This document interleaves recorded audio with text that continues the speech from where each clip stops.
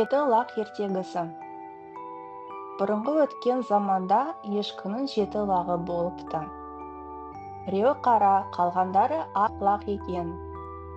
Орманға баруға жиналған ешкі лақтарын шақырып алып, ақырын ақылын айтады.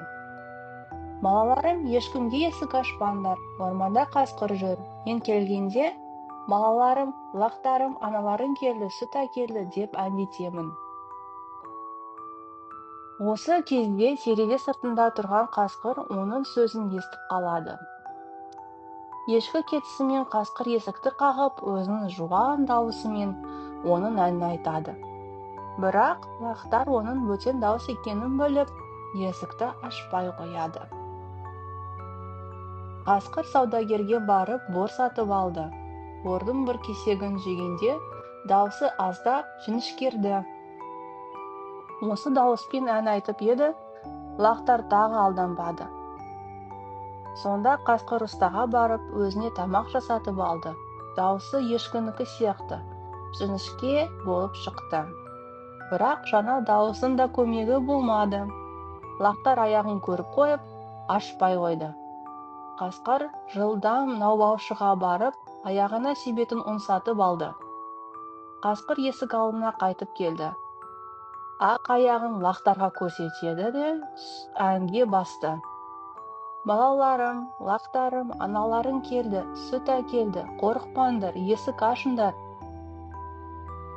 Жеті лақ сеніп есік ашты. Қасқыр үйге кіріп келгенде, лақтар жан-жаққа қашып тығылып қалды. Қасқыр олардың бәрін де тауып жеп қойды. Тек біреуін ғана байқамай қалды. Ол сағаттың артына тығылған еді. Қарны тойған қасқыр ағаш көлеңкесіне жата кетіп ұйқыға кірісті. Көп ұзамай ешкі үйіне оралды. Есікті итерсе, есік ашық тұр. Ешкі үйге кіріп, лақтарын шақырады. Аман қалған лақ алдына шығып болған жайда айтып берді.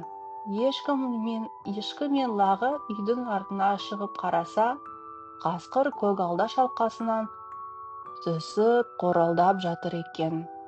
Ешкі мүйізімен қасқырдың қарнын жарып жібергенде 6 лақ шыға келді. Бәрі де аман есен. Ешкі мен лақтардың қуанышына шек болмады. Қасқыр оянбай тұрғанда, ешкі оның қарнын таспен толтырып, қайта тігіп қояды. Шөлдеген қасқыр су ішпек болып, құдыққа барады. Сол кезде ішіндегі ауыр тастар оны төмен тартып, қасқыр құдыққа құлады да батып кетеді. Ертегі осымен аяқталды. Тыңдағаныңызға мың алғыс.